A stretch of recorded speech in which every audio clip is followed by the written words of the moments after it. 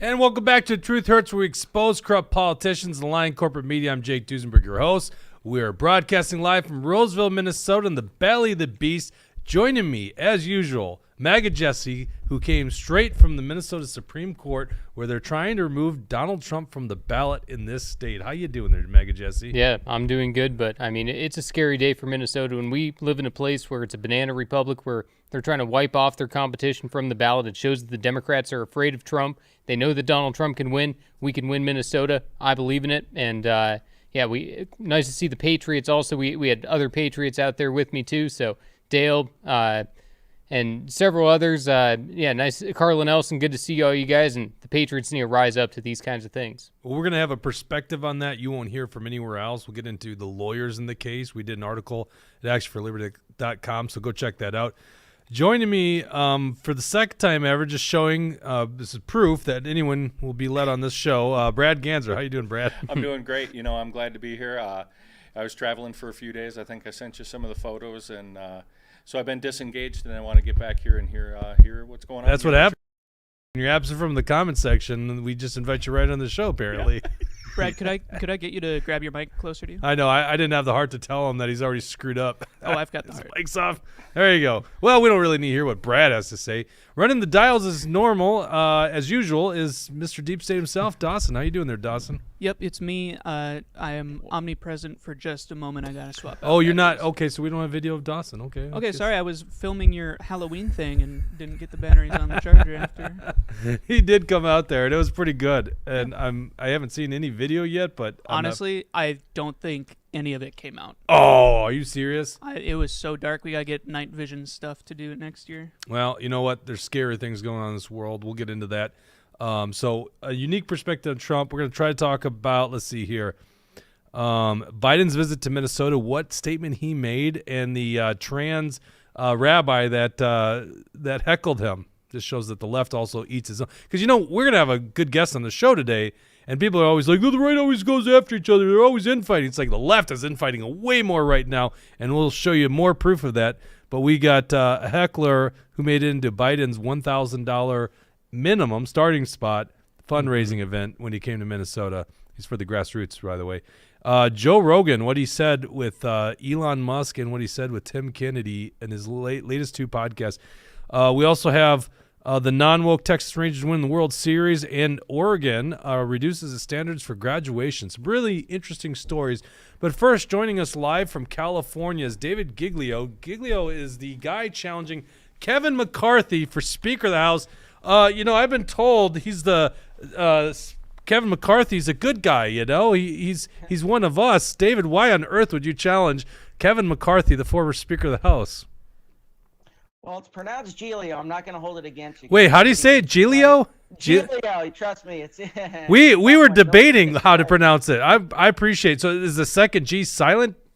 Yeah, I was a teacher and a college baseball player. So you could imagine the fun the kids and my teammates had with that last name. We had it before on Tuesday's show. So there you go. Nothing phases me anymore. But yeah, I mean, you hit on something there. They're trying to, in Minnesota, they're trying to take President Trump off the ballot, and Mr. Kevin McCarthy, who has paraded around, owes his entire career to Donald Trump. What's he doing right now? Well, he was just in Europe with Frank Luntz, and Frank Luntz is cracking jokes about Donald Trump, and Kevin's sitting there laughing about it. So Kevin McCarthy is not one of the good guys. Kevin McCarthy is everything that's wrong with politics. He is the figurehead for the Uniparty.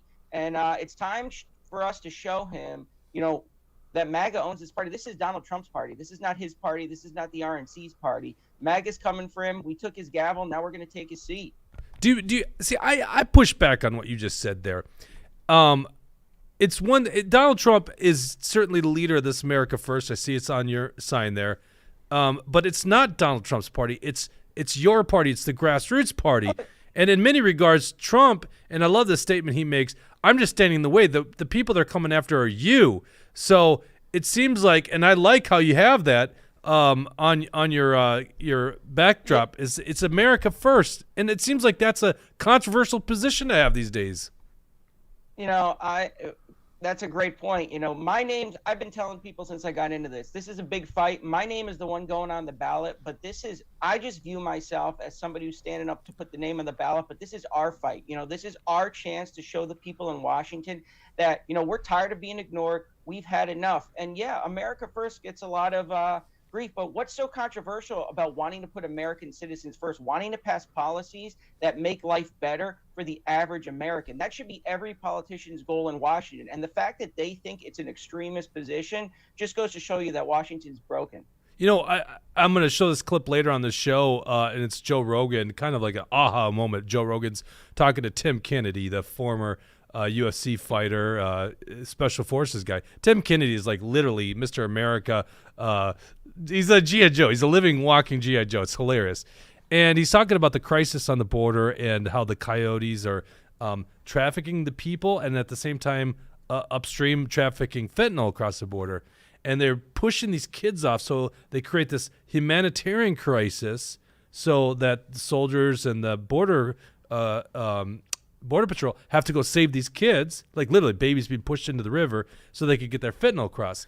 And Joe Rogan, just in an aha moment, goes, it's almost as if this is all planned. And it's like, and I'm going to get into this later, yeah, this stuff is planned. It's a destruction of America. And so it's really interesting that this America First term, which is now getting basically looped into the MAGA extremists, which is the biggest threat to America, according to Joe Biden and the far left, is the most common sense thing, which I think most people want in America. Am I wrong on that, David Gigilio? Yeah, the irony with all of that is it is the most common sense platform, and MAGA, which America First, is actually far more mainstream than I would say traditional conservatism is. There are many issues that MAGA Republicans and even progressives can work together on. We're talking about banning politicians from trading stocks, becoming lobbyists after they leave office. We're talking about term limits. We're talking about bringing blue-collar, working-class jobs back to this country, bringing manufacturing back to this country, improving our infrastructure.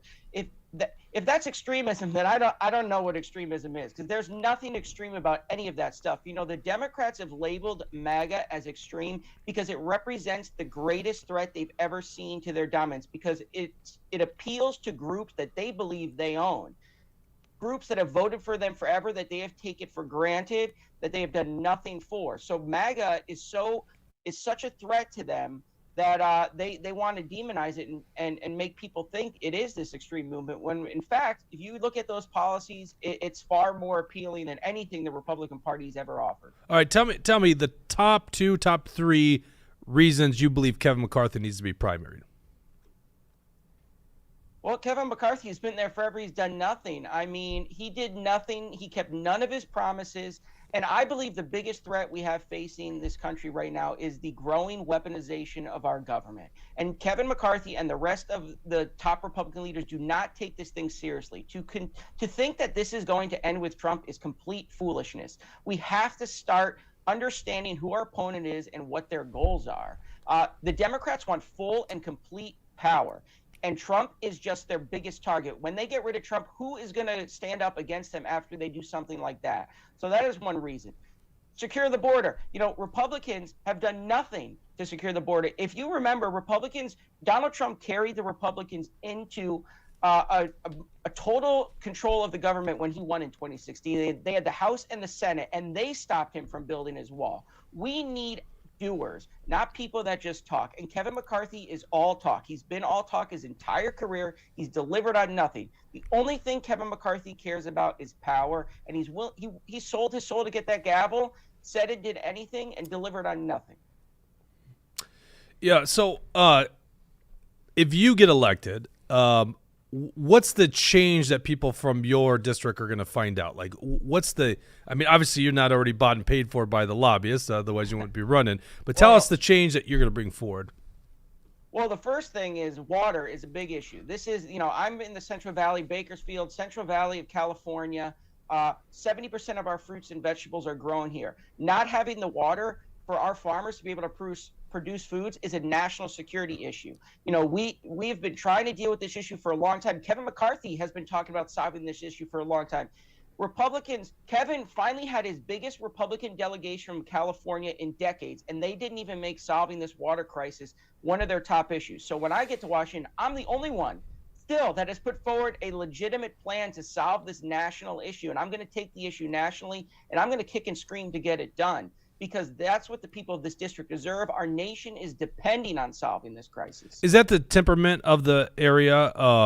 We're talking basically like south and east of Fresno, so kind of, I mean, Yeah. we're Minnesotans. What do we know about California? Yeah. So Other than the fact our Fresno- governor loves it and wants us to be more like it. But go ahead. Yeah, Fresno, Bakersfield, Tulare County, Kern County, that's the heart of everything that happens in America in terms of agriculture. Well, And we quite disagree frankly, with that, but we'll let you say that, Ron. That's fine.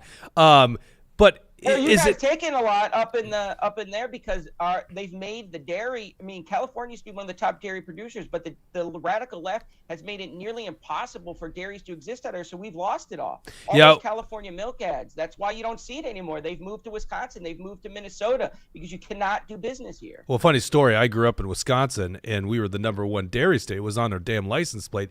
And sometime when I was like in middle school or something like that, California took over that moniker and became the top dairy state. And it was almost as bad as the Packers losing the Super Bowl. That's how awful that was to us. So the temperament of people in this area, in this district, is 20th congressional district. Is it that Kevin McCarthy doesn't care or doesn't pay attention there because he's out there hobnobbing with the Frank Luntzes, the special interests, the lobbyists of the world? Well, listen, we've had a great amount of feedback from the people that actually cast the ballots. You know, they call Kevin a local hero. Kevin's a local hero by the people that have the money and the establishment and the elites. But the people cast the ballots, they do feel left behind. I ran previously in the 13th congressional district, and one theme I get from people in the Central Valley is they feel forgotten. They have lost faith in their government. They've lost faith in their elected leaders, but they also feel a sense of hopelessness, but nobody else is coming and stepping up to stop us. How can we stop this? And that's why I think it's so important that I owe it to the people to stand up and fight, because I wasn't born here. I moved out here about 6 years ago with my wife, and I love this part of California. This would be one of the greatest places in the nation to live if it wasn't getting killed by the radical left's policies. And Republicans, for the most part, have kind of just sat back. They talk a big game, but they don't do anything. And I have no interest in that. Yeah. You can tell I like to talk. I got a big mouth, so I'm going to Washington not to make friends, not to kiss the party leader's butt. I'm going to deliver results. You know, I'm looking at the comment section. We don't have the lovely Bridget here today. Read your comments. But Nabkinator goes, what, Jake, a Packer fan? So disappointing. Just so you know, I said I grew up in Wisconsin. I'm not a Packer fan. So just want to clarify that.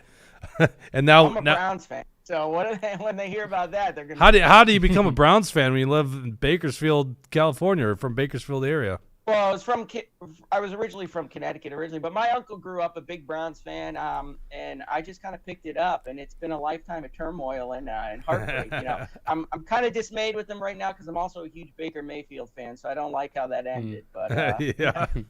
You know, David, I got a big question for you. So I remember, one of the biggest issues going on right now within our country is continuing resolutions and omnibus bills. That is a big topic where Kevin McCarthy let us down. He promised he was going to do single subject bills. What is your opinion on that? Do you believe that the budget bills need to be single subject and not an omnibus bill that are thousands of pages stuffing everything together? Absolutely. That is one of the biggest problems. That's how politicians pass all their pet projects. They attach it to these must-pass bills. This has been going on for decades. Kevin McCarthy's time as Speaker, record short time, by the way, he's going to be remembered for two things. His two key pieces of legislation were passed by more Democrats than Republicans. That's why he's not Speaker anymore, because he didn't do the things he promised. And if we're ever going to stop the pork, the wasteful spending, single subject bills need to happen.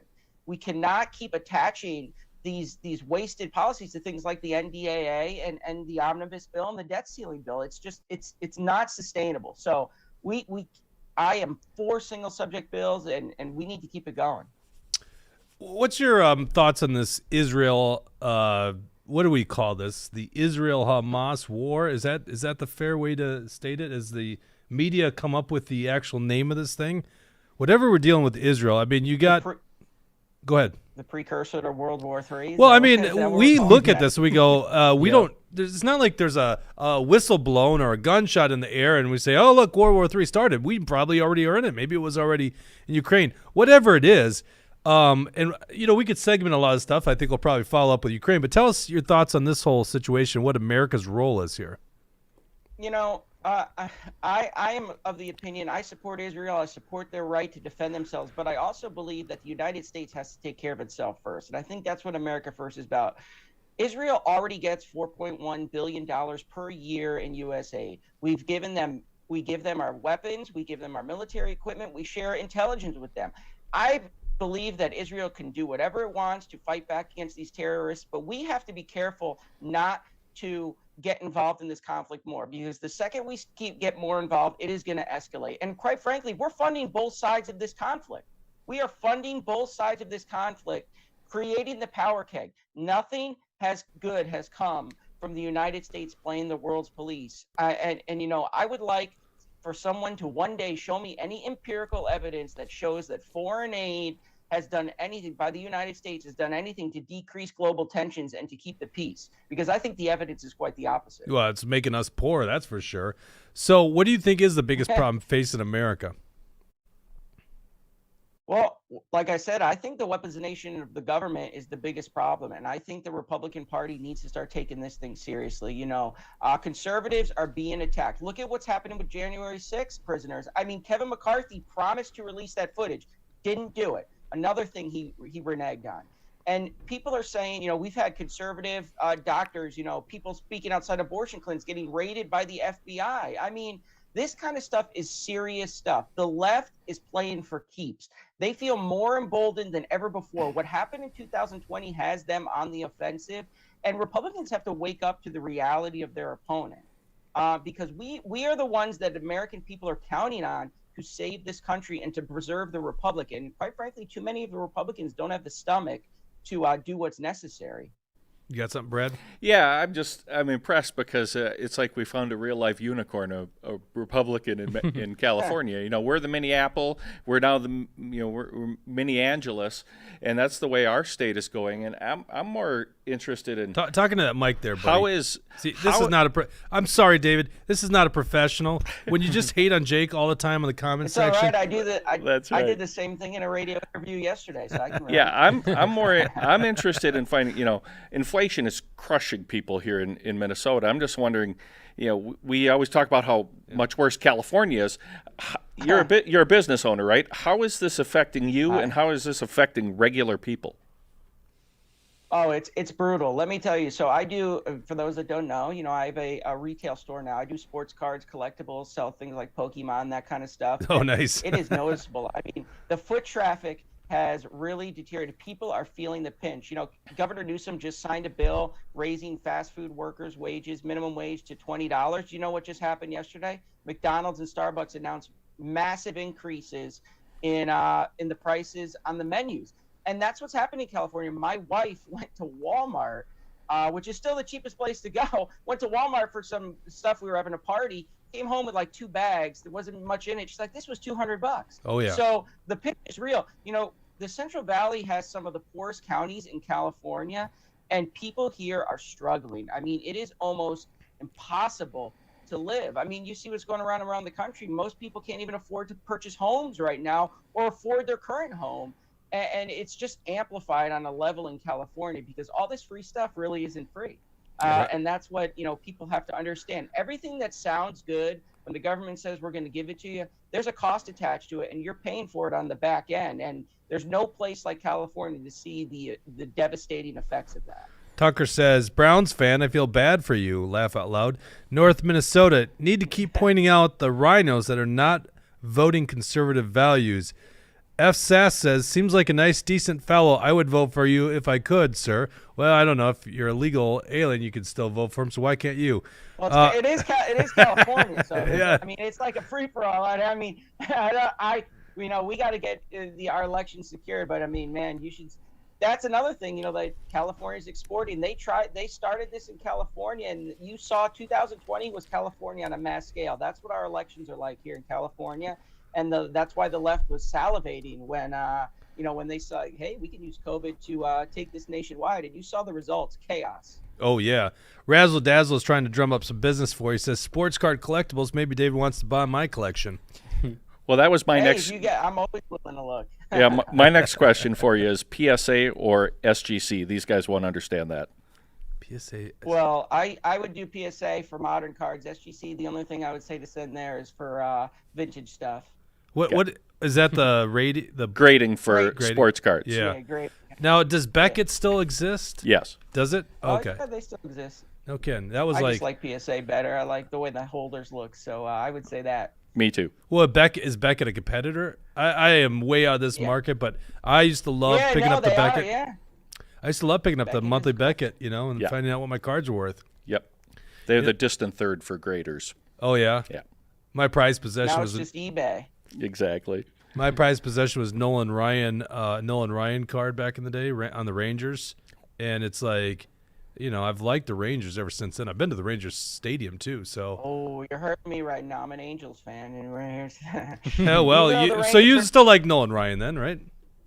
I like Nolan Ryan. Yeah. Yeah. Didn't get to see him play much. I was really young when he was finishing up, but Yeah. I'm an Angel fan, and they stink. So Yeah. So I'm curious though, David, how is it going? Campaigning, we love getting into the weeds when it comes to campaigning. Yeah. Sounds like you ran in the past. How do you develop an infrastructure and get the money to beat a guy like this? Well, listen, everybody wants to say, oh, you got no shot to beat Kevin. He's got $15 million. That's bull. We don't have to compete with Kevin dollar for dollar. Kevin is a known commodity. He's been there for 20 plus years. There's nothing he can promise to voters that he hasn't already failed to deliver on. The only thing we need to do is raise the money to make sure everybody knows there's a viable alternative on the ballot. And the outreach has been great. I've had local people are just so pumped up. The grassroots is so pumped up because Kevin's never really faced a challenge like this. And here's a secret about Kevin McCarthy. He is one of the most unliked people in the United States. You heard those Republicans saying you fired the most popular speaker of all time. Yeah, popular amongst the Republicans. He helped get into office. The people that cast ballots despise Kevin. We have polled Kevin in his own district and in neighboring districts. His approval is like 20%. So nobody likes this guy. All we have to do is make sure people know my name's there and I'm ready to go.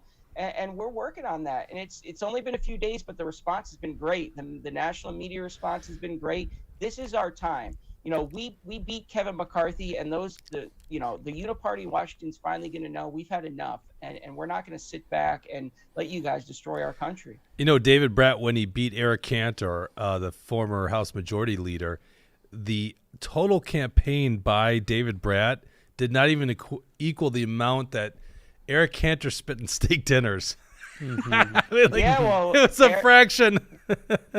This is the third duck we got to get rid of because it started with Eric Cantor, then Paul Ryan, those three young guns on that book cover. Now it's time to send Kevin packing. There you go. Yeah, we didn't unfortunately get rid of John Boehner back in the day, but and he actually had a vote. He got a vote for Speaker of the House in this recent. Oh, I know. Yeah, it's unbelievable.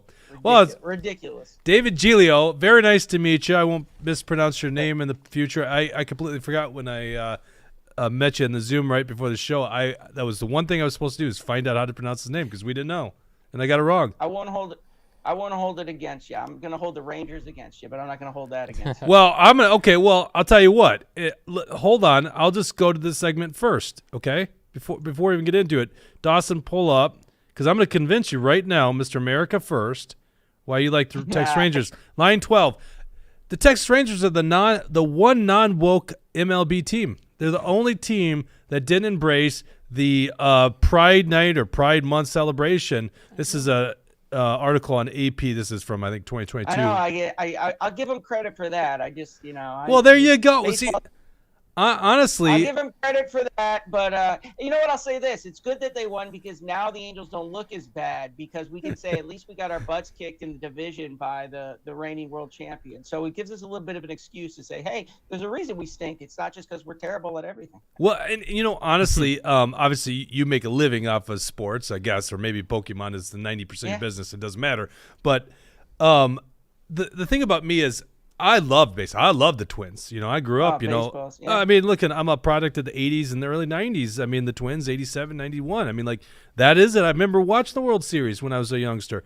But what they do now with this woke mind virus, I'm done. The Twins, if you're mad at the Angels, the Twins could not win a playoff game, 19 years or whatever? It's been a long streak. And all of a sudden, we did well. We got in the second round, and I didn't give a crap. Yep. I did not care about the Twins. I'm glad you brought that up because, man, I love baseball. I played baseball through college, and I loved the Browns. And when all this woke stuff started to come into sports, I really was like, when I watch sports, I don't want to care about anything else. I just want to watch the game, watch the players. I don't want to hear anyone talking about politics. And this was the first year I started really watching baseball again. And it's unfortunate because the Angels collapsed, but because I've just been so turned off, and I haven't been able to get in to the Browns like I used to. I mean, the Browns had some decent years. I just don't feel it anymore. It's just so unfortunate because people need escape from the daily grind, and a lot of people look to sports for that. And when sports gets too politically involved, it turns people off. It's just not the place for that. Let's just all have fun and watch the game and watch our favorite players. But yeah, I think this is planned, David, because it's like schools shouldn't be the place for this, but it isn't schools, and your corporation shouldn't be. Target shouldn't be the place for it, but Target is the place for it. It's planned. It's this long march in the institutions, and sports is so huge in our life and our culture that they have to infiltrate sports where you can't watch a football game now without seeing the end zone that says end racism. Not that any of us are against ending racism. It's just so dumb. It's been on there for 4 years. It's been right. on there for 4 years. You think it would be over, but it would have been ended. They should have solved it by now, right? I'm sure so many people see all those racists out there watch the football game and go, oh, well, that's what takes to me. The back of the Packers helmets all said choose love, and they did. Yeah. Was that a joke? No. Did you just try to tell a joke? Last year it says choose love. Did it really say that? Wow. Yes. But it was referring to the quarterback. No. That's hilarious. How did I not know that? And they just ended up with love. That's great. Yeah. No, I didn't. You made another. Oh, sorry. Go ahead. No, I feel like I missed a big cultural event that ended up happening, and I was unaware Another of that. good point. Oh, you didn't know that they put they had the name. I mean, they had names of like. No, I'm just saying that their quarterback's name is Love now, so it's just kind of funny how that all interplayed, I got some love cards if you guys want to buy any. If you're a big fan, Yeah, my son would be interested. Yeah.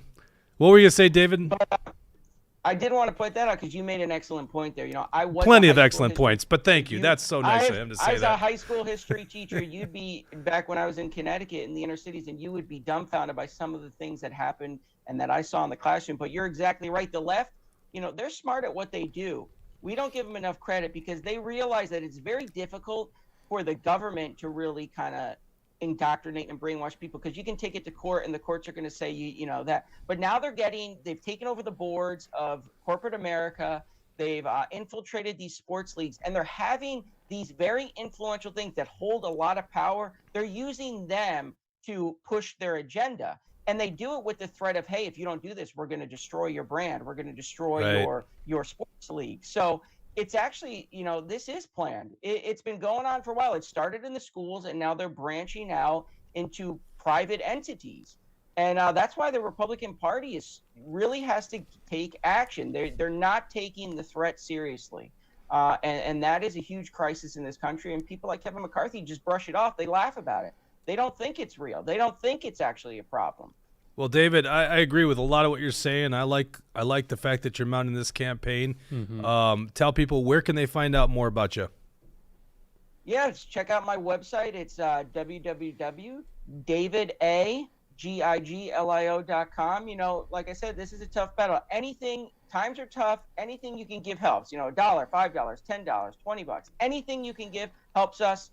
Spread the word, spread the message. You can find me on Twitter, David Gigilio, Gigilioca, and let's keep fighting. So I appreciate you guys having me on, amplifying the message, and let's make America great again. Yeah, well, let's stay in touch. I'm curious how this campaign goes. Awesome. Well, thanks, great. David. Great. We appreciate it. Thank you. Thank you. Bye-bye. I like that guy. Yeah. That was fun. And young too, and that's what I think about nowadays. Is like, well, we've talked about this a great extent on the show. The old people that are basically falling down in the case of Feinstein dying in office. To see someone, I don't know, I didn't ask the age. He's not a lady, but, you just generally don't ask people's age. But it seems like he's probably in his young 30s at best, right? Mm-hmm. Maybe even late 20s. It's like, that's good to see that, right? We need that kind of stuff. There's got to be something wrong with him, though. He went to California. Yeah. And honestly, it's sad that we say that. A beautiful state, right? That's California's a beautiful part of the country. Beautiful part of the country. Humble people. It just... I think it's interesting. We talk about how this has infiltrated sports, but he's 250 miles from Hollywood. Right. I mean, they've done the same thing, and corporate America is doing the same thing with ESG and all of that. It seems like there's quite an agenda. There is definitely an agenda. We're going to get into that when I talk about Joe Rogan's show. Two big takeaways and some clips here, so just stick around for that segment. But I'm looking at Jesse. Jesse's like, when are we going to talk about Trump? I got to talk about Trump. Because Jesse was at the Supreme Court today, outside the Supreme Court, got heckled, got protesters. Some guy that called you a faggot, apparently, who's I got called lots of things. Yeah, that's what he said to you, right? That's what it wasn't just me yet. To the whole MAGA group. So all kinds of crazy stuff. And yeah, I mean, I don't have that video ready. I'll have to get it ready for the next time to show people, because this guy was nuts. He was threatening to dox people, and he was gay, but he was calling us faggots. It was an interesting thing. But yeah, no, I was outside of the Supreme Court building in front of the Judicial Center. We were holding up signs letting people know. I got interviewed by NPR News, had some people from Associated Press taking pictures. I'm sure the media was interested in what we were doing. And, we just felt the need to stand with President Trump in that moment. The fact that they were trying to remove him from the ballot shows that the Democrats are afraid that Trump is going to beat them. It's one of the biggest cases that has probably ever happened in Minnesota. They're trying to set new precedent. This is a case that has already been decided by the Senate because he was acquitted. And before the show, Brad had mentioned that, and who was overseeing the entire thing? The Supreme Court Justice. So, because of that, it's already been adjudicated. For it to go to the Minnesota Supreme Court is a mistake. This case should be completely withdrawn. But is it going to be withdrawn? So to me, it's like, part of the things about Trump, is he going to get justice? First of all, how do you have a jury of your peers. A jury of your peers. How do you have a jury of your peers if you're Donald Trump? What are your peers? Right? What is that? I don't understand. He's a leading presidential contender, former president, so he's going to have a jury of his peers. Well, I'll tell you what, his peers are not in Washington, D.C. area. They're certainly not in Manhattan. Like, what are his peers? The best case for Donald Trump in terms of a jury of his peers, to me, would be the Florida case, which is the classified documents case, okay? So you look at this stuff, and here you don't have a jury. What you have are Supreme Court justices weighing in and determining this case. Well, this is a left-wing court. I mean, that's not just me speculating.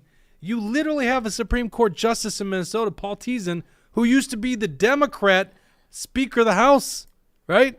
What happens in Minnesota, it is an elected office, but it's kind of not, because people retire before election time, so the governor then appoints. Now, we've had left-wing governors for, what has it been, 20 years or something like that? It's been a long time. 06, since 07, I guess, right? When did Dayton get it? Whatever. No, Dayton would have got it in 2012. It's been a long time. Three consecutive terms, and now we're on the fourth term. 2010. Yeah, 2011 is when he was taking office. Yeah. Right. Yep. Okay, so still brain fart there, right? So that's how long we've had Democrat-appointed Supreme Court justices. And that's who's going to decide this case. Okay, then we go to the lawyers in the case. Pull up the Action for Liberty article. You guys can go to actionforliberty.com to read this article. We produced it yesterday. Jesse's been big on this case. So here are the people arguing the Trump case. First of all, you have this group called what is this group called? What is it? Hold on, let me pull up my article here. I should have this ready to go. The group bringing the case Free to speech it for is people, called isn't it? free speech of people or free speech for people. Did I Yeah. typo? Okay. I think it's free speech for people. Sorry, I had. Isn't I that put- Joan Grow behind that? Yeah. There's a lot of Right. people behind it. A lot of rhinos behind it. By the way, the Colorado case, similar case, this has happened in many different states. Colorado case has got mostly Republicans behind it, right? This is, in my opinion, a Republican attack on Donald Trump because it makes a lot of sense here, right? We can't beat him in the primary, so let's take him off the primary ballot. Mm-hmm. Okay, so Ronald Fine is the lawyer representing the free speech for people. Today he had 35 minutes to argue his case to the liberal court and then also had a rebuttal period. Arguing for the campaign, for Donald Trump's campaign, was Nicholas Nelson of Cross Castle law firm. You actually reached out to him, Jesse, so... No, not him. Someone else. Oh, But, someone else from him? Okay. Yeah, I don't want to get into that You don't wanna get anyway. into But yeah, no, we had called out in the beginning. Very few people had even noticed Reed LeBeau. This corrupt, anti-liberty MNGOP attorney who was hired on. He's the kind of person that has been going after grassroots conservatives.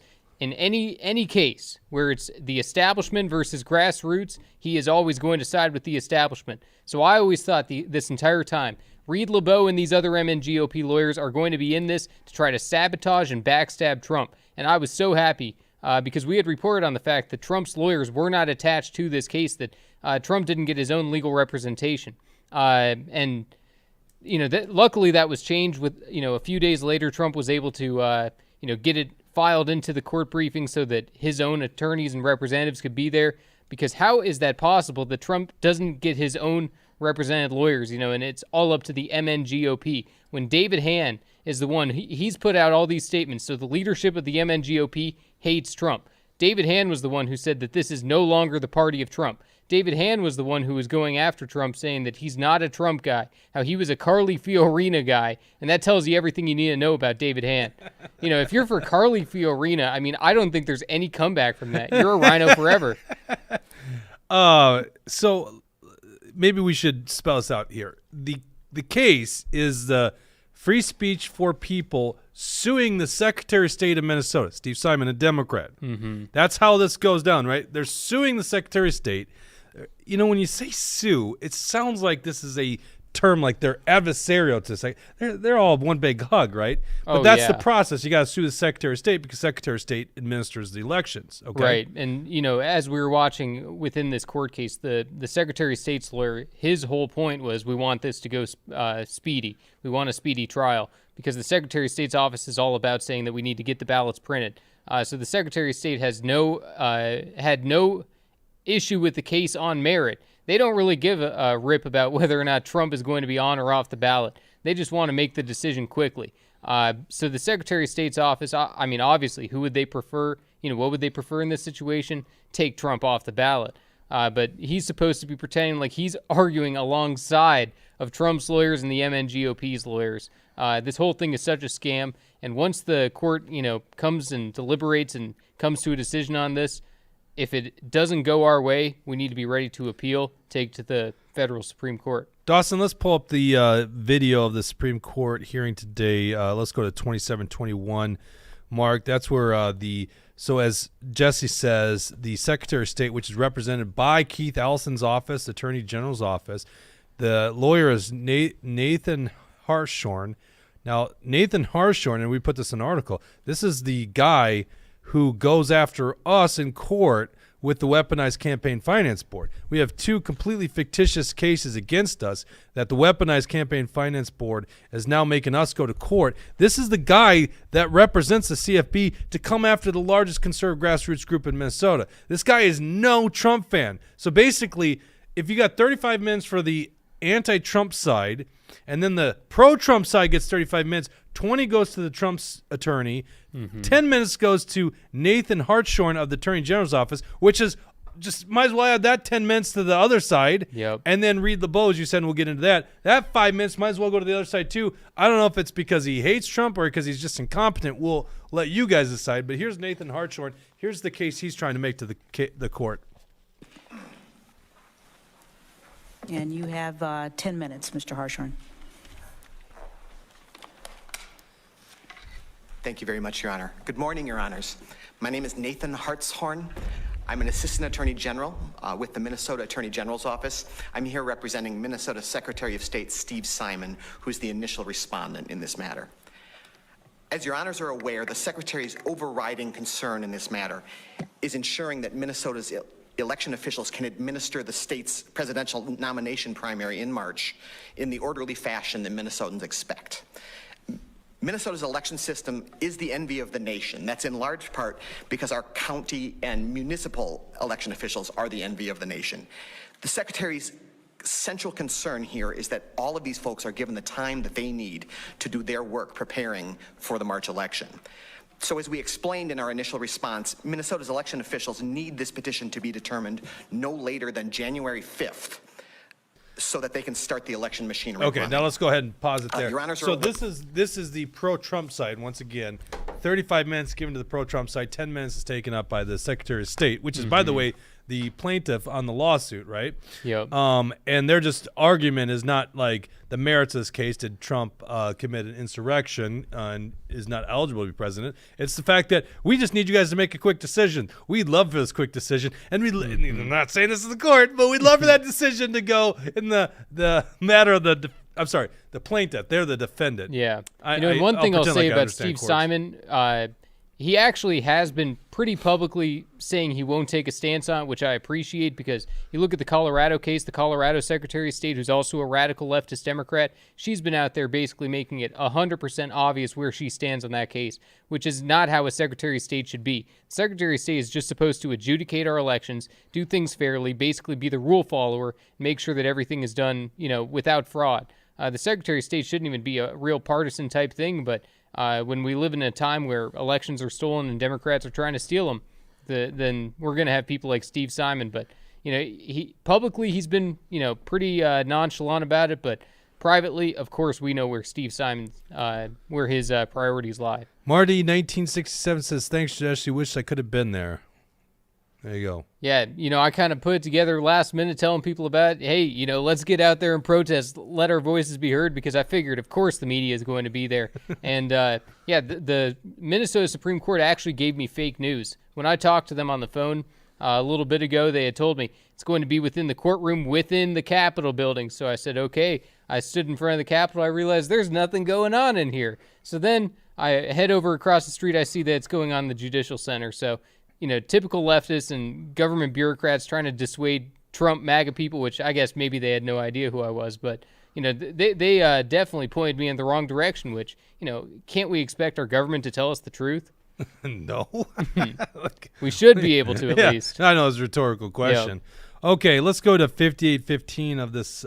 This is Read the Ball. So now, once again, so just think about this. This is a small world here. You got Nathan Hartshorn, the Attorney General, who works, he's Assistant Attorney General, Keith Ellison, radical leftist. Just hold off for a second there, Dawson. This is the guy that represents the Weaponized Campaign Finance Board against us in court. Now, why are we in front of the Campaign Finance Board? Because this D-bag, Reed LeBeau, decides I'm going to file this erroneous campaign finance complaint, board complaint against Action for Liberty, the grassroots conservative. Let's just call ourselves America First, because I agree with America First. That's what I am. I'm America First in many regards. And so these are the guys. So he's the reason that we are in that hot boat. His firm also on the second case that they've gone against us. So it's just like this great little illusion that Trump's got this group of people supporting him. It's not that case. There's 20 minutes of his own attorney that represents him. Everyone else that's supposedly on his side is basically haters. And this is who the Minnesota GOP hired to be their attorney. And it's just a money laundering scam. Like, I don't know if you saw this, Jesse. 9/17 last night, the Inman GOP has another email, another fundraising email. I read it. Yeah, I mean, just another scam where they can try to fundraise money off this. It's so insulting for, someone like David Hand. Like I said, all you got to do, if you just Google David Hand Trump, you can find all these articles with him being nasty about Trump. That dude hates Trump. That dude doesn't want to make America great again. David Hand, for him to be putting out these emails, pretending like he's MAGA, wearing a MAGA mask, he can't be trusted. This isn't a big scam. It's a money laundering operation where he's trying to fundraise. It's, he's telling people he's going to be fighting for Trump. David Hand would prefer Trump not be on I shouldn't the say ballot. money laundering because I shouldn't have said that either, but, you know. Quite frankly, what they're doing is they're telling people they're trying to raise money to fight this thing. What they're doing is they're just giving it to this left-wing Reed LeBeau, this guy that is a hater of grassroots conservatives, right? Let's just be honest. The guy's establishment. So if you donate because you love Trump to David Hand, probably no one really did, but they're donating because David Hand says, well, we got to defend Trump. They're just going to this awful lawyer. By the way, same law firm. It doesn't help Trump. Same law firm that mysteriously got $200,000 from the Minnesota Senate Victory Fund, the Republican senators, the day before the election. What the heck was that $200,000 So for? let me tell people, if you want to help Trump, donate to Trump. Don't donate to the MNGOP because they're not going to lift a finger for him. They'll put on these charades. They'll go in the courtroom. They'll have Reed LeBeau say whatever he's going to say. It's all a scam. If you want to help Trump, give to Trump. Napkinator says O'Keefe reported on WinRed recently. They're doing the same as Act Blue, making extra donors in the name of people. I didn't know O'Keefe did that, and actually we knew about the story. So I'm glad that's out there. I'm going to have to look that up, Napkinator. I was actually privy to that story. I knew they had the story, so obviously we didn't want to break anything. So now that that's out there, I'm going to look that up because that's the allegation that I had heard is that there's a money laundering scam. And I'm sorry, I didn't mean to say money laundering in the sense because, they're literally I trying to said it too. Yeah. We could retract our words. I mean, the MNGOP is going to use it against us regardless. I don't care. Well, okay, bring that up. I'll say shell game. Shell game, there you go. There we go. But that's literally a money laundering scam where they have these people donating in the name of real people.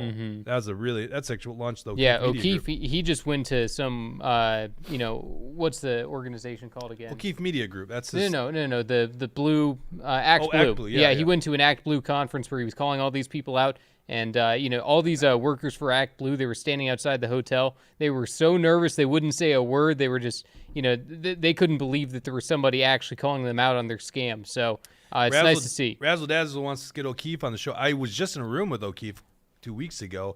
I didn't even think to ask him to come on the show, but yeah, possibly. We'll do it, maybe. All right, let's go to 5815. This is Reed LeBeau, this hater, arguing for the Republican Party.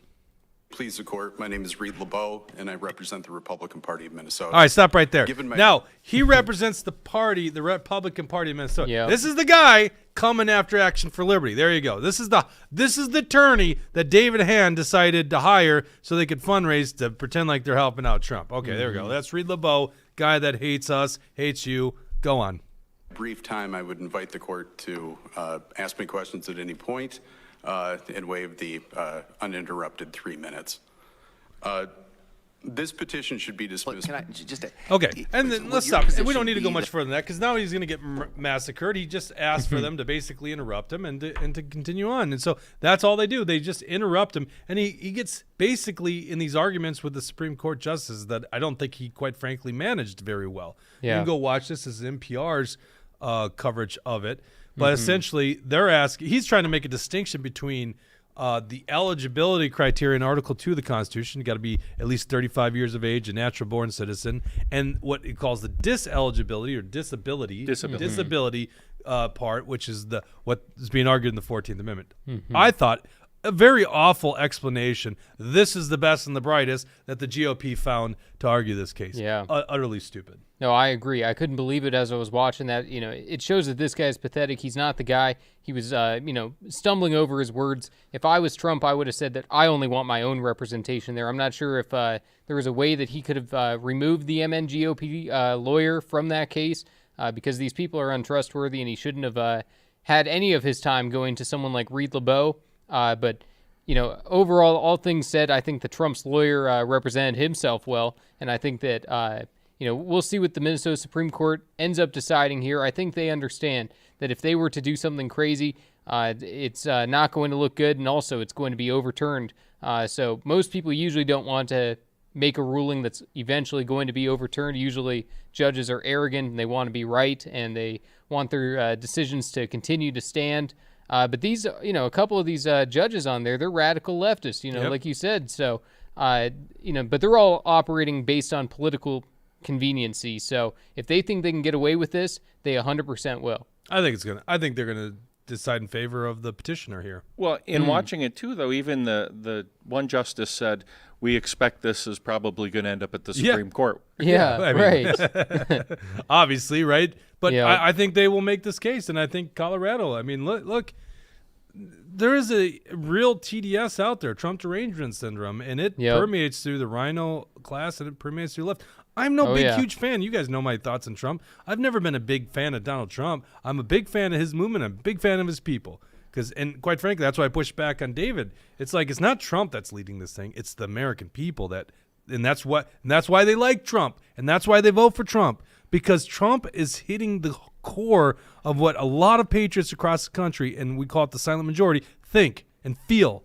And that's what's so beautiful about it. And now they want to take away their choice. Trump's a very flawed individual. I'll probably vote for him here in 2024 because I'm sick and tired of this bullshit they're running against us. And quite frankly, I didn't think Trump did the greatest job really tackling the swamp that grew under his term, but they don't want him, and they're going to these extremes. It makes me think, man, what do I want to What are they afraid of? Revenge tour is going to be really good. That's my argument for Trump. The revenge tour might be worthwhile. That's the thing. The Democrats are the ones who are guilty of everything that they accuse Trump of. Yeah. They're the ones who want to thwart democracy. They're the ones who want to take their political opponents off the ballot. They're the ones who want to send their political opponents to jail. They're the ones who want to, lock up anybody who, believes in making America great again. They're the ones who are the fascists. They're the ones who want to control our lives. So, Trump, of course Trump isn't perfect, but, when you look at it, when it's a fight between the deep state and the swamp versus Trump, it's so obvious that at least this guy wants to make our country great again. He might make some mistakes along the way. We're all human, but he's got the right intentions and right brain, right heart. All right, so Napkin Nader puts $10 in on Rumble Rant saying mega. Thank you very much. Appreciate Napkin that. Nader. Yeah, well, yeah, of course you appreciate it. Oh yeah. yeah. Yeah, That was like I'd the seen call something. sign. There was a comment up there I missed from Razzles Dazzles that said something about something on Tuesday. So if you could send that again in the chat there, I'd like to see it. Razzle Dazzle. Okay. 50 some minutes. The guy that represented Trump did great, smart. Is that your? I didn't get to see much of his arguments. What was your recap on Trump's lawyer? Yeah, no, I wasn't able to catch all of this as it was going on. Like I said, I was outside of the Judicial Center as this was going on. I was watching it on my phone, but we had a crazy liberal protester screaming in our face the entire time, so it was tough to focus on two things at once. The cops were entertained by the hell out of this guy too, so it was an interesting situation. But based on what I was seeing, I thought that the Trump lawyer was answering the questions well. I felt like he was prepared. He was basically arguing that. First of all, that the Minnesota Supreme Court doesn't have the authority to make a decision like this. And then also, based on the merit, that this is a case that needs to be dismissed. So he was taking it from both prongs, both that, this is the incorrect format and procedure in court and jurisdiction. And then also just based on the merits that Trump did not cause an insurrection. It's so obvious that, Trump told people to go there peacefully. It was the agent provocateurs like Ray Epps that were pushing people to go inside the Capitol, break windows, damage property. It wasn't Trump. Yeah. Okay. By the way, if you like this show, make sure you hit the like button on Rumble or on YouTube or Facebook, whatever you watch, and tells the algorithm to show it to more people. And once again, if you want to interrupt us anytime like Napkinator did, just hit a Rumble rant and we'll make sure to read your comment live. By the way, I guess if you hit a certain amount of Rumble rants, we invite you on the show like Brad Ganser, because there's no other reason we can bring him on this show other than amateur hour. It's complete amateur. Didn't you do like $100 Rumble rant recently or something like that, or 50? Maybe, yeah, something like that, or $1. There you know, and then you followed it up with like $1. I remember that. God, you're such a dick sometimes. And I bring you on the show. I go right into it. I like the pain. I like the torture. Mm-hmm. Let's move on. This next story, we got to talk about this. Biden comes to Minnesota. You can go to actionforliberty.com, read the story. Biden goes and tours a farm in Northfield, Minnesota, because he's man of the people. By the way, shockingly, all the food prices are going up. Just a complete mystery. Do you like that picture? I like that, throwing that together there. Yeah, a little mystery. Biden doesn't know where he's even at. Mm-hmm. He comes there. Now he's chosen Minnesota. No other reason, guys, other than Minnesota's leading on, climate, right? There's obviously a lot of folks that, go back to that. Scroll down real quick, Dawson. There's obviously a lot of people, it says by the Ag Secretary, A lot of folks in Minnesota that understand and appreciate climate-smart agriculture. That's what the tour is about, climate-smart agriculture. Has nothing to do with Dean Phillips, who's challenging him in the Democrat primary, also being from Minnesota. That is just completely just a strange circumstance that ended up being in the same week. I don't know. I wouldn't believe that was their hidden intent. No, I think he was definitely trying to shore up some support here in Minnesota. And but, all the politicians have gotten behind him. Everyone from Ilhan Omar to, all of them. Jacob Fry, Tim Walz. You go down the list, almost every single one of them in Minnesota is behind him. So it's only Dean Phillips, and we'll see what Dean Phillips is really trying to pull off anyway, because Biden's not going to be on the ballot in New Hampshire, which is going to be really interesting to see how that all unfolds. But I think the DNC isn't even going to allow those delegates at the national convention, so it could just end up being a wash anyway. But yeah, I mean, Biden, he's definitely desperate to try to win Minnesota over. He understands that, especially there's a lot of MAGA energy in Minnesota. People forget how close it was in 2016. We almost beat Hillary Clinton in 2016 here in Minnesota for Trump. And I think that same energy can be prepared for 2024. The Democrats won't see it coming. They're too stupid. You can tell them right to their face that Donald Trump is going to be the nominee and Donald Trump is going to win Minnesota. And they don't believe it. So you know what? Let's just show these dumb people exactly what we can do. Because whether they like it or not, we're going to make America great again. We're going to win Minnesota. We're going to have to fight, because obviously the election fraud and everything is crazy. But Joe Biden is desperate. He's nervous, and nobody's going to vote for President Dementia.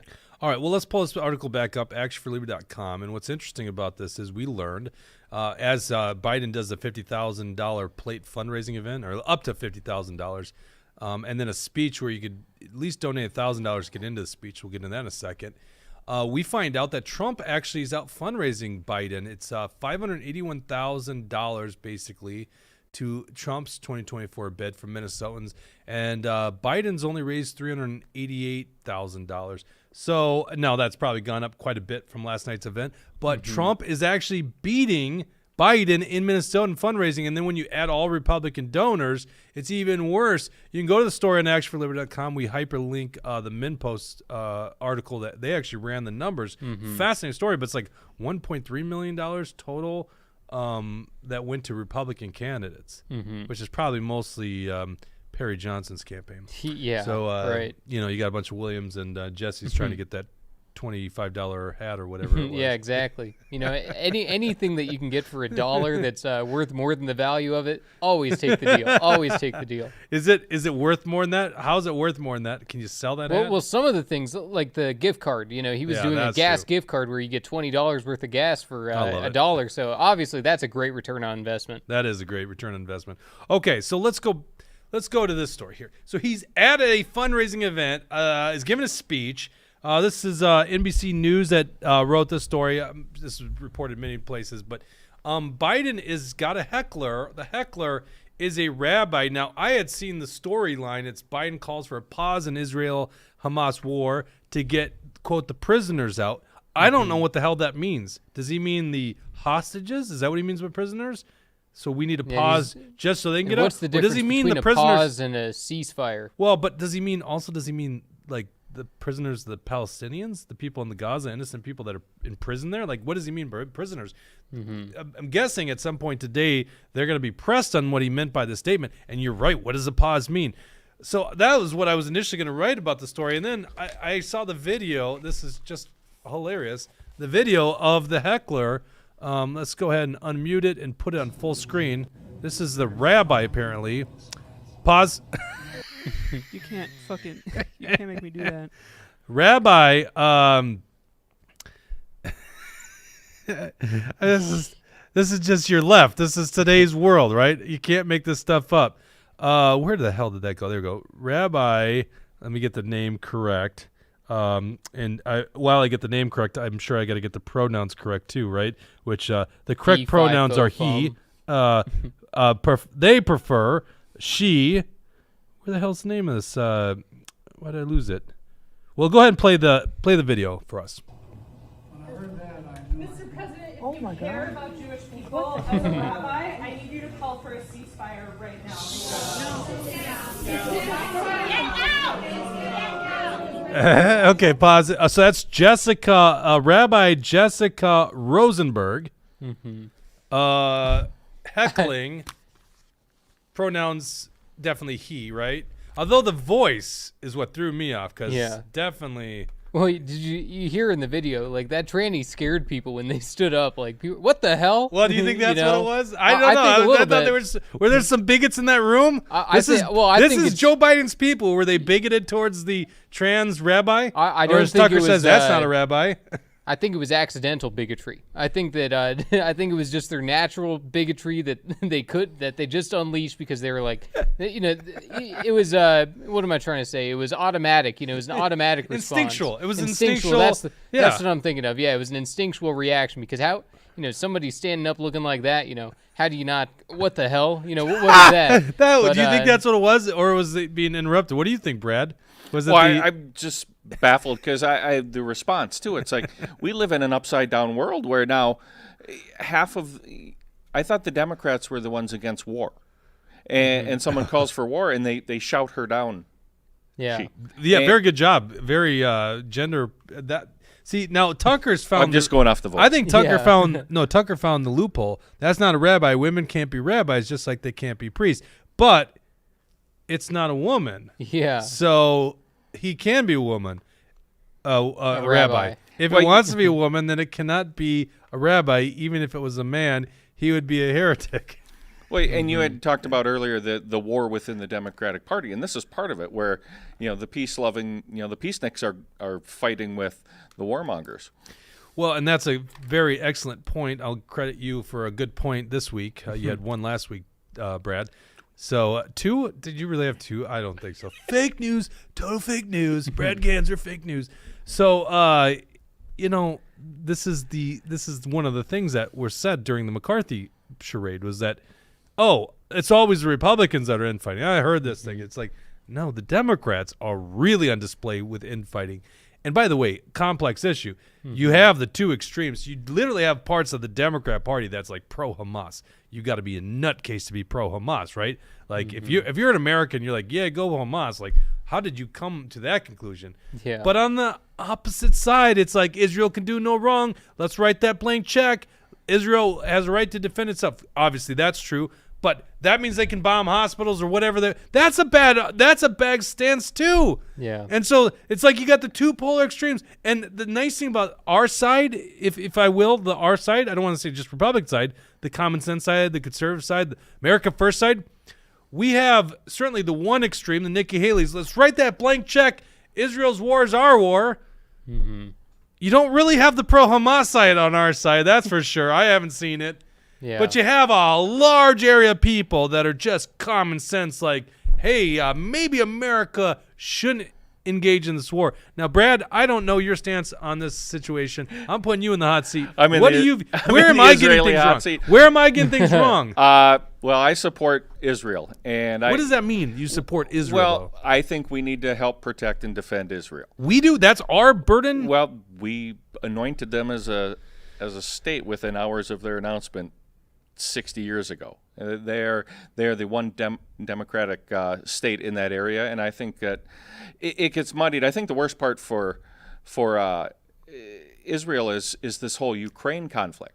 It's kind of muddied it up. We're just spending endless amounts of money with Ukraine, and when one of our real partners needs it, it's like, whoa, we've already spent too much money. And I'm with you, though. I think that actually exposes it more. It's just like, you'll do Ukraine, you're doing the same thing in Israel. Our foreign policy has been so diluted for the last 60 years that's where we've gotten. I think when it comes to supporting and protecting and defending real democracies throughout the world, we need to do that. But why is it our duty to defend democracies? I don't even understand what that is. And what does a democracy even mean? There's a lot of the Western nations that sat aside and watched 6 million people get killed. And I did hear one good argument here that was that Israel is our only reliable ally within the region, which, it is important to have, people on the ground, boots on the ground that, understand what's going on. It's good to have reliable information. I mean, not that I'm saying trust Israel's word on everything, but, and Netanyahu, there's just a leaked video that came out there where he's basically saying that he can kind of take advantage of the United States because 80% of the American people support him and support Israel. So we need to walk a fine line of being able to say that, yes, Israel has the right to defend themselves, but we're not going to allow our country to be taken advantage of in the process. Yeah, so I want to know, like, Brad, because I think you do represent a viewpoint, and I'm feeling like we are pretty different on this issue, okay?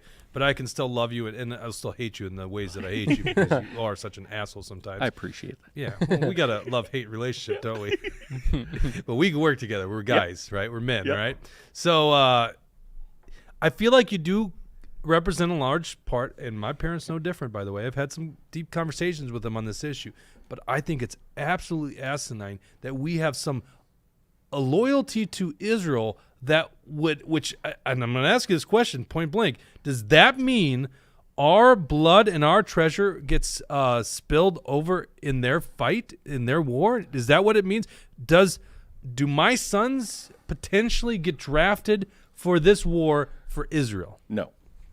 So what does it mean? So there's limits at least to what you mean. Absolutely. Because when you look at Nikki Haley, I think Nikki Haley's all on board. Like, send the troops over right now. It's my turn, right? If we're not $33 trillion in debt, this conversation realistically is far different, right? It's a little different, but I still would have my same viewpoint because that's how you end up $3 trillion in debt. Fair point, too.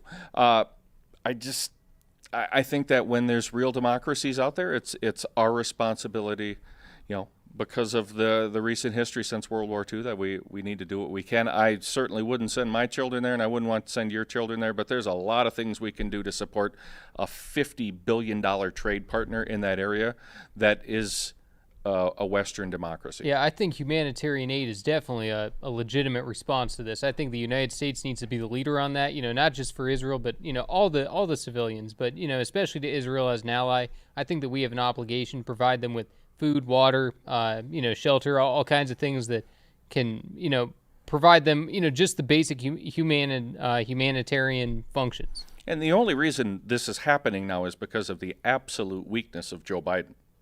Mm-hmm. I wouldn't say that's the only reason, but it's certainly a big player in it. Because this is something. If the election went a different way in 2020, they would not be doing this. Yeah, but that sometimes worries me. Then does it not happen because Trump would be intervening earlier? Because I don't think Trump is truly a non-interventionist. That's basically my stance when it comes to stuff. Is I'm a non-interventionist. I don't think he's America been should be speaking doing pretty this. broadly on this stuff. He's trying to be as agreeable as possible with this stuff and just say that we need to obliterate Hamas. Trump is he's pulling a Trump right now. Yeah, he's pulling a big Trump. I appreciate you saying that. Well, by the way, we've Jesse. also had several presidents say they were going to move the embassy to Jerusalem, and he's the only one that did it. Yeah, and that to me is okay. And he did strike a peace accord in the Middle East. Yeah, but to me, it's just like, so what does this mean that we support Israel? So can Israel do wrong? It means I get to put a cool bumper sticker. I know that's all it's. Let's be honest, that's what it's about. Without thinking this through, there's a lot of things that we can do with sanctions and aid and weaponry and open up. We gave. How much did we leave behind in Afghanistan? But yet we're talking about this. Maybe we should have just scooped up what we left in Afghanistan and dropped it off on the way home. And Mike Johnson, as the Speaker of the House, his proposition to use the IRS money to go to Israel, I'm not, it's a tough sell, but I mean, it's a way better use of the money than having the IRS go after taxpayers. Our own citizens, right? Yeah, so it's one of those things where I like the idea of what he's doing, but not exactly my cup of tea. But it's an interesting concept. Complete fair point, though, that we don't have the excess resources. Any money that we send over there, we're taking from our children. Yeah. And that's a tough part to go through. And obviously, I'm never going to say, Jake, I don't want Joe Biden to send your kid or my kid over there to fight. Yeah. All right. Never. We got a Rumble rant, and this is a great one. Based Minnesota, which is properly the right name for this Rumble rant. Thank you, Jake, for the tough questioning. Christian Zionism is the most cucked movement of all time. Wow. William would appreciate that comment so much too. Yeah. But to give the devil his due, it's not to call Based Minnesota the devil, but I mean this is kind of in some regards the way a lot of people are looking at it right now. Is And I feel you keep using the term democracy, Brad, but is it really just the democratic component? Because technically, so is Palestine or Gaza, whatever you want to call it. Yeah, but they're also democratic they've too. demonstrated that's not a real democracy. Yeah, and Well, they hold haven't on. had an Israel, you election. could say, is demonstrating it's not a democracy. Yeah, but either, Palestine under hasn't. Netanyahu. They haven't had an election since 2006, so it's been almost 20 they settled years. all business in 2006. You could say- apparently. No, I know, right? but Jeez. Tough to say- call that a democracy either. Then You could say America isn't a democracy. And it's not a democracy; it's a republic. That's the other thing is we're not even a democracy. it's a democratic republic. By the right? way, it was James Madison himself who called democracy a vile form of government for the very point in the Gaza. It's mob rule, and the mob is Hamas, and so certainly democracies don't tend to work in a large part of the Middle East because you literally have thugs going around with knives and guns and enforcing rules. their A parties republic are is by gangs. far the constitutional republic by far is the best form of government. It's not perfect, we know that, because you can argue in a court case that the Constitution says one thing and remove a president from the ballot, right? So it's not perfect, but it's a damn good system compared to a lot of the other things. And so I don't know. I never believed I signed up for this thing where we got to defend all democracies around the world. And I really worry about that stuff, that it's also this religious component. People want to make their religious war, Israel, and we are destroying America. I think we are destroyed as America.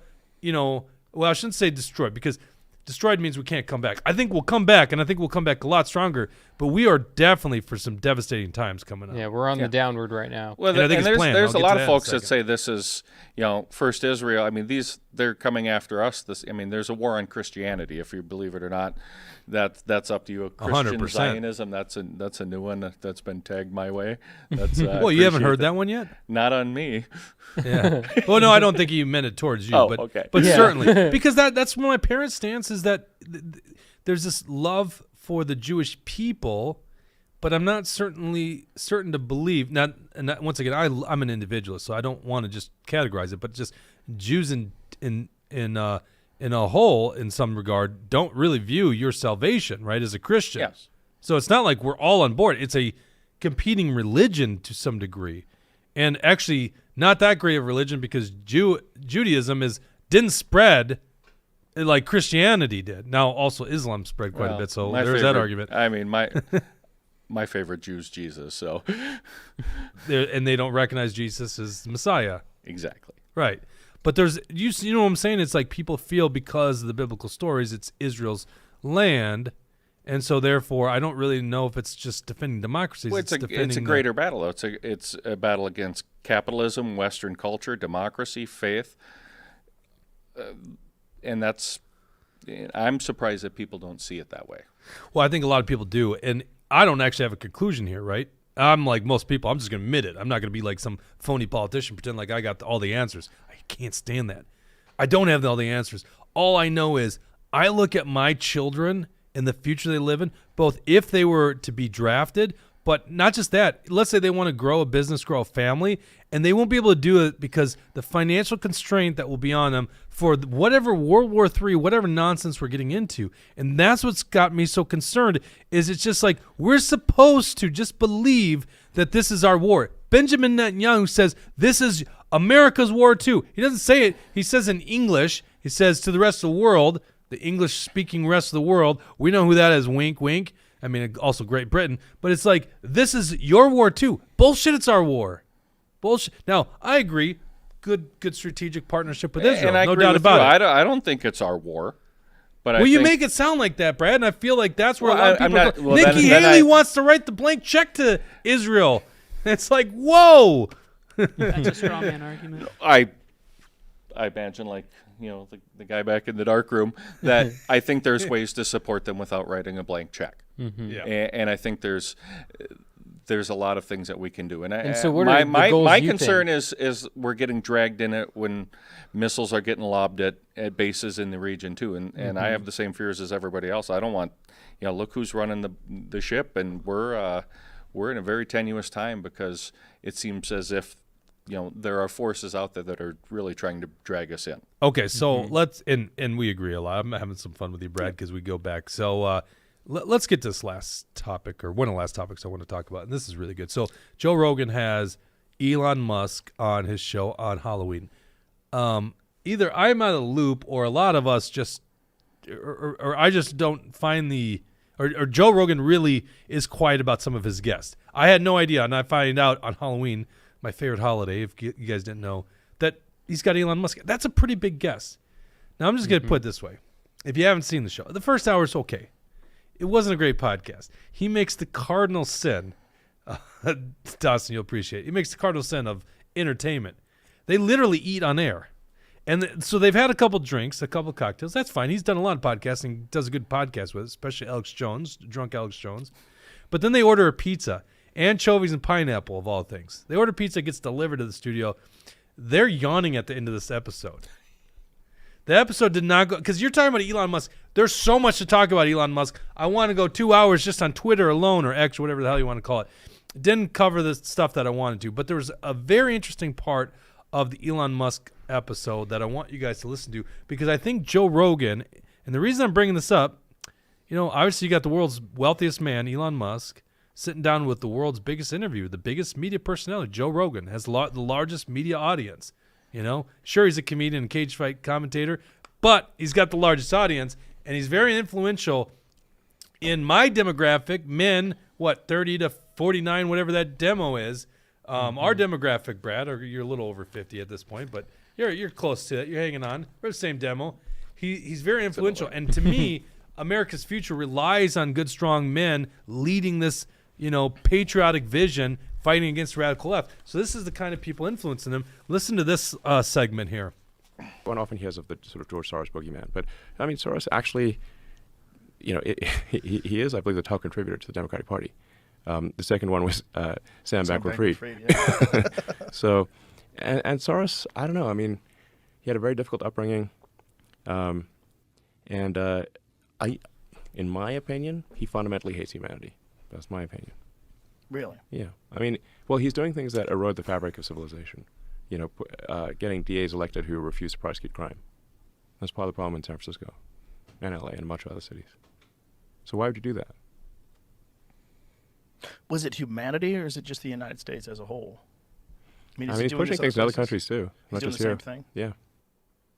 Okay, so now obviously a Halloween episode, so they're in costume. Joe Rogan, really funny costume, by the way, if you don't know that whole thing. So, we, all of us, you guys at home, I know you've talked about this before, George Soros running the show. It's called by the media, it's called by leftists, this fringe conspiracy theory. And here you got Elon Musk, the guy running Twitter, the wealthiest man on the planet, basically saying the same thing, which is true. George Soros, I mean, you can look this up. It's just public information. George Soros and his fund, because he basically put most of his wealth into this fund. Why can't the fund is slipping? Well, he was a Nazi. Right, that's what's so crazy. A Nazi is the #1 funder of the Democratic Party. I thought he was escaped from Nazi Germany. Was he? No, he rounded up the Jews with them. Did I forget his history? Are you sure about that? Yeah, 100%. He's a Jew himself, but correct, he is a Jew. What's the guy's name? George Soros. Got it. Isn't that hilarious? Mr. Deep State's like, wait, what's his name? I don't know, Leader Soros. George Soros. I'm looking up on Wikipedia because that's it. Born in Budapest to a non-observant Jewish family, Soros survived the Nazi occupation of Hungary. The comments is backing me up here. Tucker and Based are saying I'm right. Yeah, well, that's why I'm not totally throwing it out because, and by the way, I'm just quickly referencing Wikipedia. It's not like we're going to get to the bottom of this. Soros was 13 years old in March 1944 when Nazi Germany occupied Hungary. The Nazis barred Jewish children from attending school, and Soros and the other school children were made to report to the Judenrat, Jewish Council, which had been established during the occupation. Soros later described the time to writer Mike Lewis. The Jewish Council asked the little kids to hand out the deportation notices. I was told to go to the Jewish Council, and there I was given these small slips of paper. I took this piece of paper to my okay, blah, blah, blah, blah. Soros did not return that job. His family... I'm not sure. Yeah, I think you are right to this. George Soros described it as happy making. George Soros said that he helped his uncle round up the Jews. He said that it was fun for him. He said that as a kid, it gave him purpose and all kinds of things. So people can find all those quotes out for themselves because that's the guy who's funding the Democratic Party. That's the guy who's funding the destruction of our country. Numerous far-right theorists have promoted false claims that characterize Soros as a dangerous puppet master behind alleged global plots. Are you reading CNN there? What are you reading? This is the same Wikipedia article Jake was just Oh, reading. yeah. Well, that's the problem. Wikipedia is a okay. little biased. Right. All right. It works until it's saying what you don't agree with, right? Okay, so Well, how about you provide something that actually says something like that instead of just I thought that a quote, Wikipedia because was fine because anybody could edit it. But now that it's saying something you don't agree with, it's wrong? Hold on. Go ahead. Well, hold on. Look, here's what we're gonna do, because I think we owe it to our audience. This is called "The Truth Hurts." So I know some point the truth is gonna hurt. Either it's gonna hurt to Dawson and myself, or it's gonna hurt to Jesse. Okay, doesn't matter. Let's get to the bottom of it. We're not gonna live fact check this because, quite frankly, that kind of claim is not gonna just be easy to find. But the Trust reason me, Dawson, I don't think that you have anything in common with George Soros. I would certainly hope I'm not, and I don't sure think I that you would don't. ever want to defend him if you knew what he was really about. Yes. Well, let's I get don't back like to him it anyways, because but I don't tend to call Jews Nazis just and let that. Okay, well, you go can by. do the research for yourself then. Well, listen, even the slave trade, it's like there are Africans that rounded up the slaves, right? So it's not unheard of to hear people who are basically the victim ethnicity helping out the perpetrators, right? Mm-hmm. The Russians. There was a lot of that during the war. Correct. Russians selling out their even family members and putting them in the gulag. So that's not out of this ordinary. I just like to have things correct, and I just can't remember if that is a conspiracy or not. So we'll look into that. Open Society Foundation. Well, he's admitted it. George Soros is I in know, that's what interviews I'm admitting thinking. it. There's no conspiracy. I feel like I remember a video watching Soros admit it. I should know this by heart, right? I don't spend my waking day thinking about George Soros because I already know this guy's up to no good. He donates $32 billion to Open Society Foundation. He made his wealth. I mean, he shorted the British pound. And the reality is the facts are the facts. He has funded all of these various sub-organizations to put DAs in and right, strange voter processes throughout the country. Yeah, so regardless of if he was playing red light, green light as a kid with Correct. rounding people up, that's irrelevant. Well, I wouldn't say it's irrelevant. That is a very interesting but mark it is on his separate, history. Right. Yeah, it's a separate thing. But it is a separate thing because we shouldn't get bogged down in that. The real point is this guy is a puppet master spending, he literally gifted $32 billion wealth to the society he started, which is now being run by his son. We've talked about that on this show. Mm-hmm. And here you got the world's wealthiest man, Elon Musk, calling it out on the largest platform. I don't know how the numbers will be on this podcast. And quite frankly, I didn't even think and I love Joe Rogan's podcast, by the way. I'm a huge fan. So just fair criticism, not the best podcast. You probably shouldn't order an anchovy and pineapple pizza after drinking whiskey. You're going to get sloppy and you're going to get lazy. Literally in the last 10 minutes, Elon Musk yawns and looks at his phone. I'm like, oh my God. Yeah, of course. I would do that. Yeah. That's why we don't eat on air, right? Although Tushy does have wings. It's in his rider, apparently. But I thought that was interesting. On Joe's podcast, they bring up this thing because Soros is literally behind a concerted effort to ruin America, right? This isn't a fringe conspiracy theorist. You can look at the books. George Soros and his web of organizations literally funds these DAs, and this was in the context of how San Francisco is a shithole. That's essentially what he's talking about, is San Francisco's unrecognizable. And this is George Soros funding this stuff. This is not like this has just happened out of happenstance. This is literally a concerted effort. Fast forward to the next day. He has Tim Kennedy on. Tim Kennedy, former UFC middleweight, top 5 contender. Mr. America, soldier, special forces, Green Beret. Badass dude. I like Tim Kennedy. I don't agree with a lot of Tim Kennedy's stance on international stuff. I agree with a lot of Tim Kennedy. Just there's some things I think maybe nuances I disagree with him on. Regardless of that, this is a fascinating conclusion that he makes when Kennedy is talking about this humanitarian crisis on the border. Basically, these coyotes smuggling children across rivers, and at the last minute, they're dunking these babies that are riding on shoulders into the Rio Grande so that all the resources go to that and they can get their fentanyl across the border. Listen to this, and listen to this conclusion Joe Rogan starts drawing from it. That's hard for people that are trying to do good. How do you choose which problem to attack? We had a service member that dived into the water to try to save a baby, and he drowned. took us a week to find his body. A Texas National Guardsman dove in there to try to find a baby that had got pushed off, and he drowned trying to save her. Is it a matter of resources? Is there not enough resources being put into? Well, obviously, this whole thing reeks of. It's so terrible to say, but it seems like this is a concentrated effort, and not just from the cartel. It seems like this is something that's being allowed to happen. Okay, so it's really fun to watch Joe Rogan have that aha moment. And this is the beauty of the Joe Rogan podcast, the Joe Rogan experience, is he's navigating these conversations with people. And I think he's developing this worldview from having these interesting people on the show, which is, by the way, it's not lost on me that the left doesn't want to have conversations, right? Mm-hmm. The left wants to silence the other side.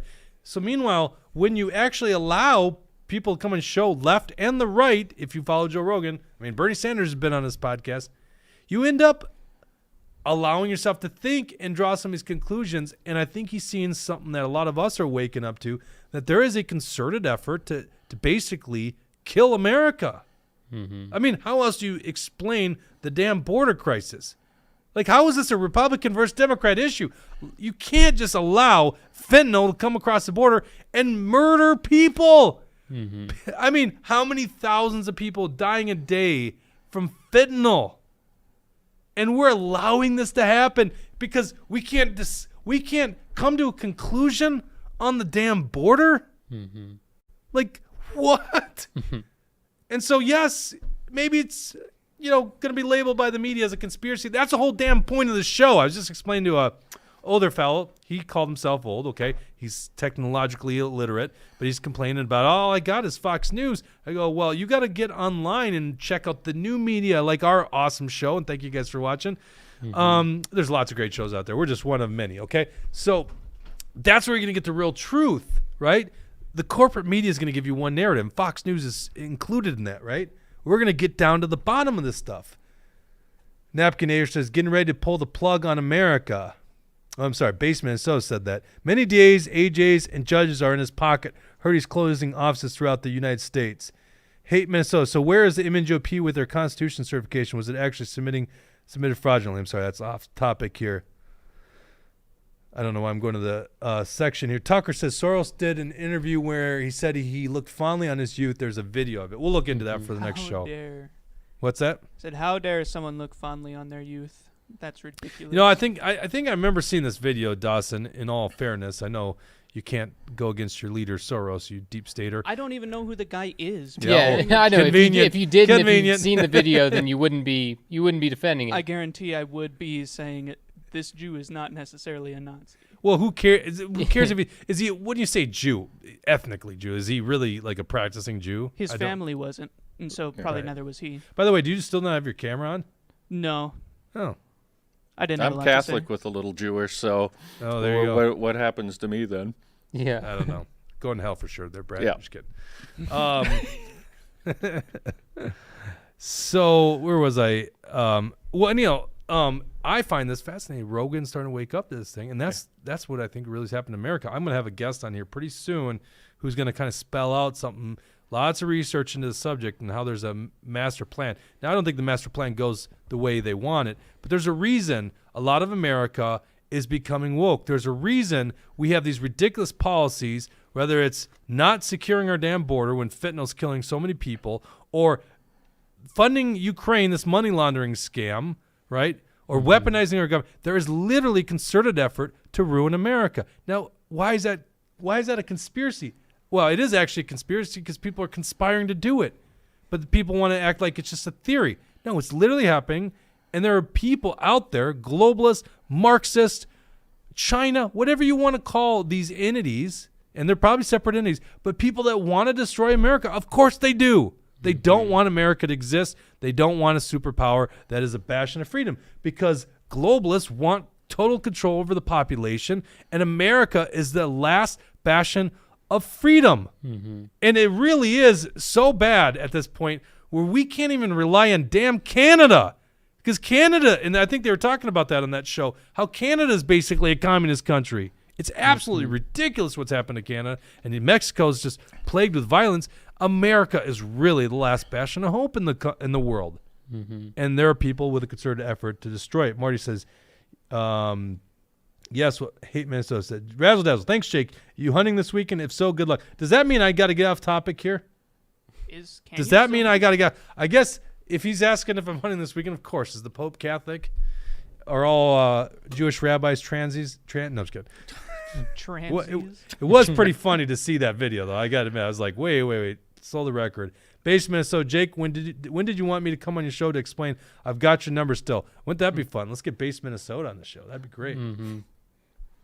Yep. No, and that's the thing. It's an anarcho-fascism that these globalists are trying to push. I think that's the new ideology, anarcho-fascism. They want to destroy it and then rule over the rubble. That's my perspective, at least. Yeah. All right, Brad, we're gonna close it down there. I think I had one other topic. It was Oregon. You guys can look this up. Oregon reduces standards for graduation. By the way, if you fail on the kids in the school system, just change if they can read and do math for graduation standards. That's how they're solving that problem, right? Yeah. That won't hurt us down the road. Oh my God. Oh, it's a concerted effort to ruin America, and they certainly did this in the education system. It's pretty damn obvious. Your kids go to Catholic school, right? Yes. Yeah, they get a better education. Unbelievable. All right, next Tuesday, we'll be back here, and yes, I will be hunting. Good luck to all the hunters out there. Brad, you're going to be hunting, aren't you? Maybe. Allegedly? Maybe. Oh, interesting. Must be a story behind that. Well, I will be chasing the elusive whitetail buck in way northern Minnesota. Not a good deer hunting area, but a fun area to hang out. That's no, I got to spend a little time at home since I went fishing. Oh, I assume the whole family went down with you. Ew, yeah. Yeah, sorry to bring that up on air. But I'm not really sorry. No, it's okay. All right, we appreciate you guys tuning in. Thanks for the Rumble Rants. Thanks for liking this episode. Also, go to actionforliberty.com. Go get your Christmas tickets event. You'll be there, Brad, won't you? Yes. You're always at the Christmas event. Yep. But why don't you buy a table? You should buy a table and invite your family and friends. Actually, that's, you know what? You don't usually bring anyone but other than your spouse. You kind of want a kid-free night, so never mind. I want you to continue having the fun you always have at our Christmas event. It's a blast. I never win, though. Yeah, but I want to see you go big on the auction. Well, we'll see. There's some challengers in that auction. Some good ones, yeah? Yes. All right, good. All right, very, very good. I can't talk anymore. See, that's what happens. Hour and a half in the program, my brain just shuts down. Thank you very much for tuning into this episode. We'll be back on Tuesday. Take care.